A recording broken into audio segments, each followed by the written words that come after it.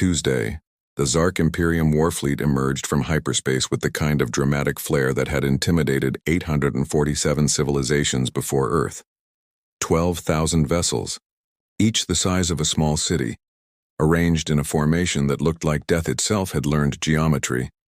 Commander Thelnak of the Imperium watched Earth rotate beneath his flagship, a blue-green marble that seemed blissfully unaware of its impending fate.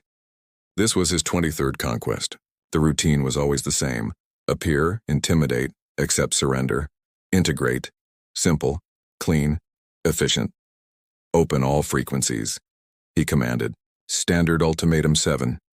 His communications officer nodded, and Thelnak's voice boomed across every electronic device on Earth.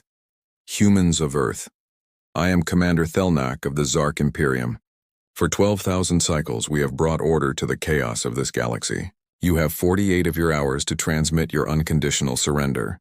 Refuse and your world will be cleansed. Comply, and you will be absorbed into the Imperium with minimal casualties. This is your only warning. This is your only choice. He cut the transmission and settled back into his command throne. Now came the part he secretly enjoyed least: the waiting. Usually within hours, panicked transmissions would flood in. Governments would collapse. Some species tried to flee their own planet. Others fought among themselves over who would get to be the collaborators. Humans, he assumed, would be no different. In the United Nations Emergency Command Center in Geneva, Secretary General Maria Chen stared at the holographic display of the alien fleet. The room had gone absolutely silent when the transmission ended, for exactly 4 seconds. Then someone started laughing. It was Jenkins, the British military liaison, who broke first. A snort that turned into a full-body wheeze. Within moments, the laughter spread like a contagion through the command center. Not hysterical panic laughter, but genuine, almost affectionate amusement. Did he? Jenkins gasped between laughs. Did he just give us 48 hours? That's adorable, added General Morrison from the U.S. Joint Chiefs. Like when your neighbor threatens to sue you and you're like, "Sure, buddy, I'll see you in court." Maria felt the corners of her own mouth twitching. She raised a hand for silence, and gradually the room settled into something between professional composure and suppressed giggles. All right, everyone. Deep breaths. We have 48 hours to respond. She paused. I'm open to suggestions. Dr. Sarah Okonkwo, the head of Earth's Xenological Response Division, raised her hand.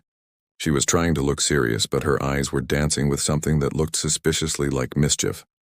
I have an idea, she said, but it's going to seem weird. Weirder than 12,000 spaceships showing up on a Tuesday? Maria asked. Fair point. Sarah pulled up her tablet. So they want surrender. They expect fear, probably desperation, maybe some begging, standard conquest psychology. They want us broken before they even land. And I say we give them exactly what they're not expecting. Sarah's smile was the smile of someone who'd had an entire pot of coffee and an absolutely unhinged idea. Let's give them homework. Homework?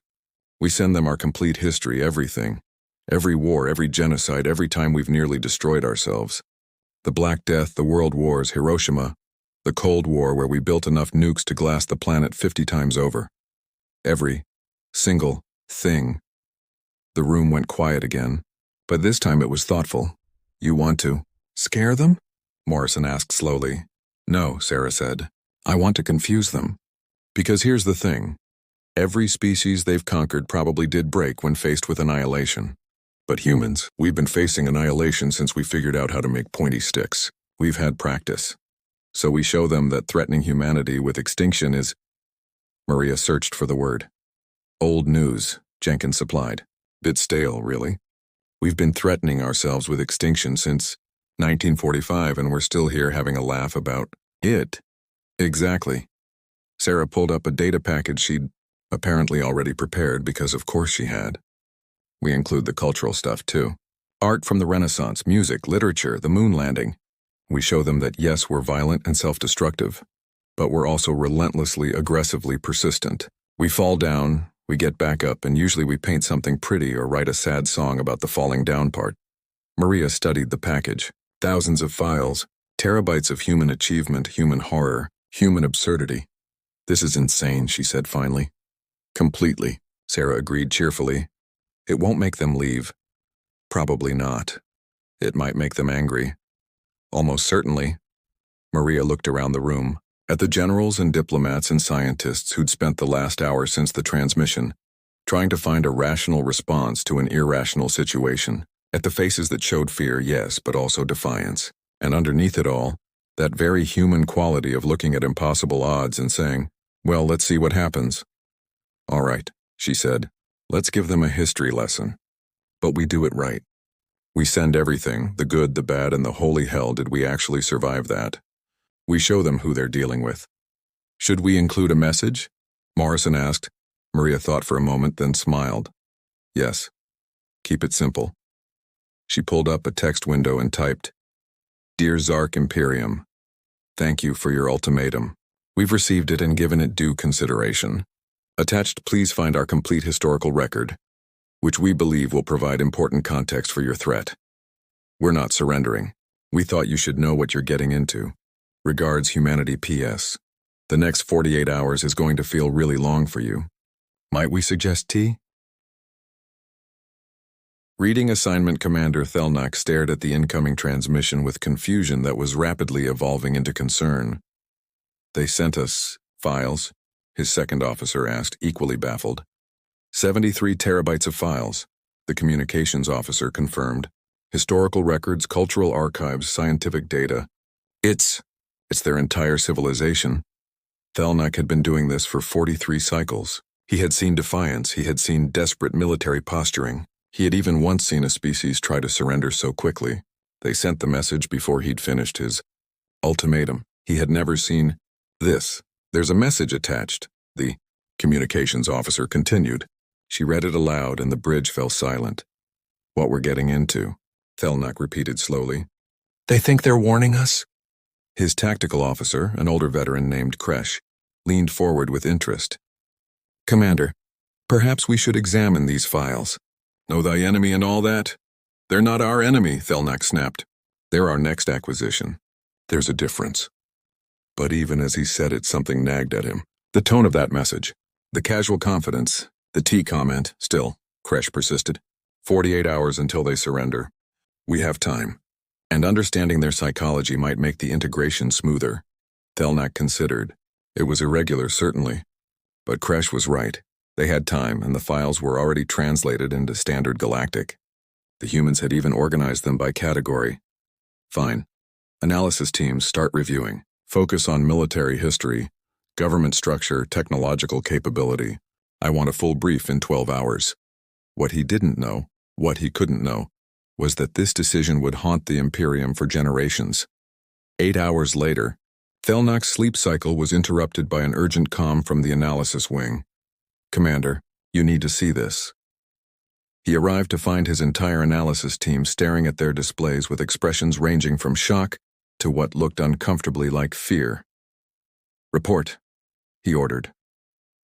The head analyst, a methodical Zeral named Dr. Innes, turned to face him. Commander, we've completed a preliminary review of Earth's military history, the section covering approximately the last 300 cycles of their civilization. And, sir, they've had 392 major armed conflicts in that time period. That's not counting the minor ones, civil wars, or what they call police actions. Thelnak shrugged. Many primitive species are warlike before they achieve. Sir? Dr. Innes's voice was strained. 72 of those conflicts occurred after they developed nuclear weapons. The bridge went very, very quiet. That's not possible, Thelnak said slowly. Nuclear weapons are extinction-level technology. Once a species develops them, they either achieve peace or they destroy themselves. There's no middle ground. Apparently humans found a middle ground, another analyst spoke up. It's called mutually assured destruction, and they somehow used it as a geopolitical strategy for 45 years. They called it the Cold War. They had enough nuclear weapons to destroy their planet multiple times over, Dr. Innes continued, pulling up a graphic, and they just sat there, with their fingers on the button. For decades, having proxy wars, space races, and something called Olympic ice hockey games that apparently were very tense. Show me the footage of their nuclear tests, Thelnak ordered. They did. Thelnak watched mushroom clouds bloom over deserts and atolls. He watched cities reduced to ash in seconds. He watched humans testing these weapons, perfecting them, building bigger ones. And then, most disturbing of all, he watched them stop. Not because they couldn't build more, but because they chose not to. How many of these weapons do they currently possess? He asked quietly. Approximately 2,500 active nuclear warheads, sir, with delivery systems ranging from intercontinental ballistic missiles to submarine-launched weapons to... The analyst paused. Gravity bombs carried by atmospheric aircraft. They still use aircraft? Thelnak couldn't hide his shock. They have spacecraft, they've been to their moon, but they kept the atmospheric bombers. Apparently for tradition, sir. The cultural files suggest humans are very sentimental about things that kill efficiently. Kresh spoke up from his station. Commander, there's something else. The World Wars. What about them? In their World War II, approximately 70 to 85 million humans died. That's about 3% of their global population at the time. Thelnak felt something cold settle in his chest. That's within